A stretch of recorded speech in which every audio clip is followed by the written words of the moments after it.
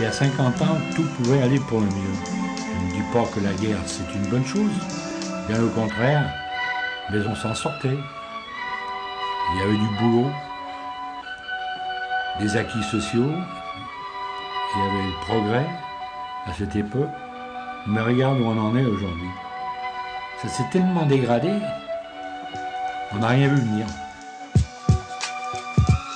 On me fait croire que mes conditions de vie s'améliorent, que tout va bien, on se vante d'un modèle de société meilleur. Sinistre agonie, la crise grandit, emballe mes perspectives, les jette aux ordures. Moi je bosse dur ici et on me prend mon argent là. Une minute de joie pour 1439 de soucis là. Sans vaciller, sourciller, je marche sans plier, obligé, sinon ma famille va trinquer. Pourtant je rêve de choses simples, de vivre un homme libre sans cette foutue chape de plomb. Arrêter de dire non à mes gosses pour une histoire de rond et offrir tant à ma femme qui mérite tant. Et pourtant je transpire tous vomi boulot, sans répit lassé, posté en 3-8 comme de nuit j'encaisse des pesants. Mais je m'adapte et je m'y plie impuissant, vois ma vie à grand feu se consumer à crédit. Regarde, des lois sont pondues sans demander notre point de vue, les contraintes prennent le dessus et au final je vis plus. Le citoyen ne participe plus à la vie publique, plus une notion collective de repères politiques. Et dans la pénombre, beaucoup s'accrochent à ce qu'ils peuvent vivre de rêves, croient au jeu, se laissent aller ivres, se détruisent, prient, n'ont plus la force de lutter, dépourvus de volonté, attendent leur dernier souffle en confessant leur dernière volonté. Et je vois qu'à l'heure actuelle, les enfants, ils n'ont aucun avenir ni rien. Et à cette époque, bon, il y avait quand même de l'avenir pour nos enfants.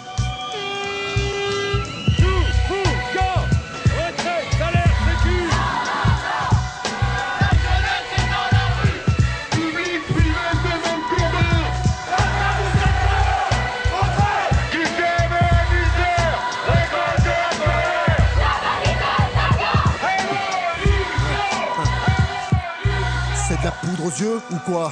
Un mirage comme en vacances avec du sable de plage à peine gagné. L'argent file entre les doigts et c'est toujours la même rengaine. Toutes les fins de mois, les grimaces sur ta figure, les factures, l'assurance de voiture, sur l'échec, ta signature, le loyer, l'électricité, le téléphone, la nourriture. Dans ta vie, y a pas un mois gratuit, ça c'est sûr. Ah, vraiment, on vit une drôle d'époque. Doit-on choisir entre le chômage et un boulot de chiotte? Sachant que les deux sont temporaires, sachant que les deux rapportent le même salaire. Pour le premier c'est vrai, tu gagnes ton blé sans fierté. Pour le deuxième, tu vis à durer déterminé, travail précaire, intérim CES ou CEC, à croire qu'on n'a pas tous la même notion du mot progrès. En plus, on te fait croire que c'est normal, que ces étapes est un cursus banal. Et ces pauvres cons avec leurs yeux ronds disent que tu brailles quand tu réclames ton droit fondamental, celui du travail.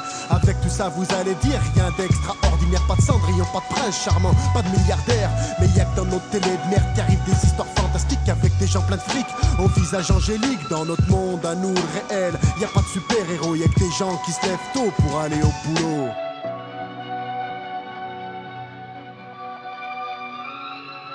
En 68, bon, je m'occupais du syndicat chez Prénat, on a fait 7 semaines de grève, on a bavé.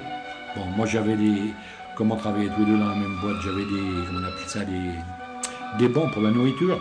Moi j'avais des copains qui avaient 4-5 gosses, nous on n'en avait pas. Qu'est-ce que je faisais? Comme j'avais un peu d'argent de côté, à cette époque j'étais privilégié, comme on travaillait tous les deux, j'y donnais aux collègues, moi. Tout ça, tu vois, les bons, je les donnais pour qu'ils bénéficient des pommes de terre, de tout ce que tu voudras. Ça, c'était des trucs, et puis bon, ben,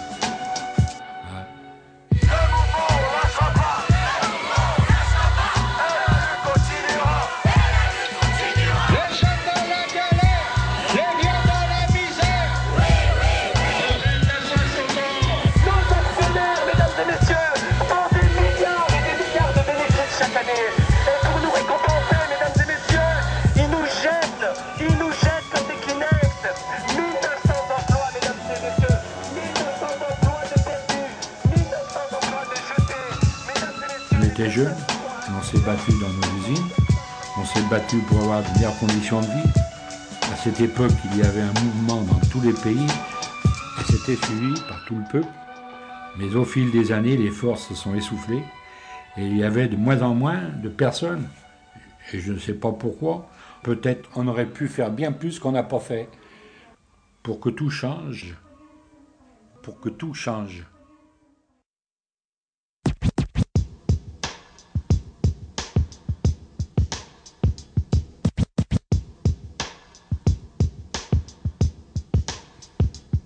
peut encore changer.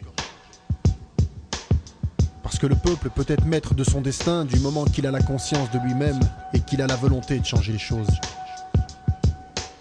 Il l'a déjà fait dans l'histoire et dans plusieurs pays, et il peut le refaire.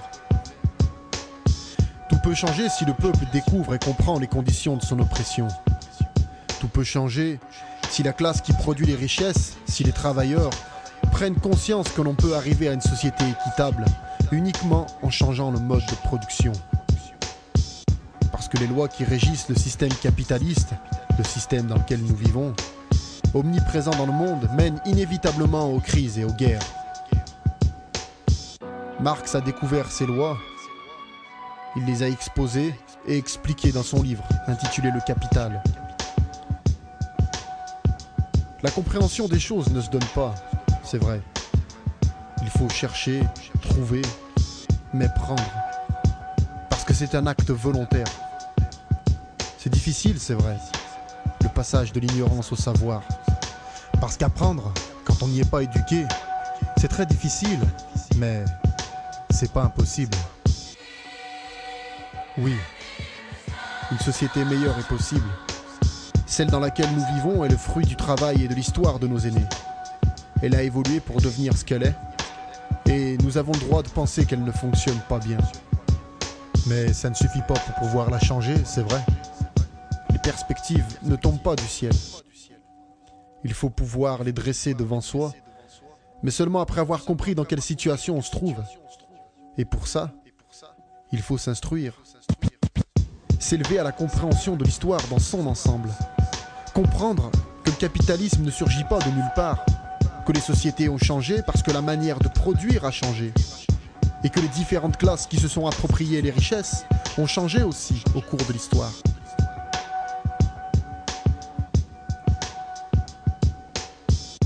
Le monde sera ce que nous déciderons d'en faire. Le monde appartient à ceux qui savent, mais le monde appartiendra à ceux qui sauront.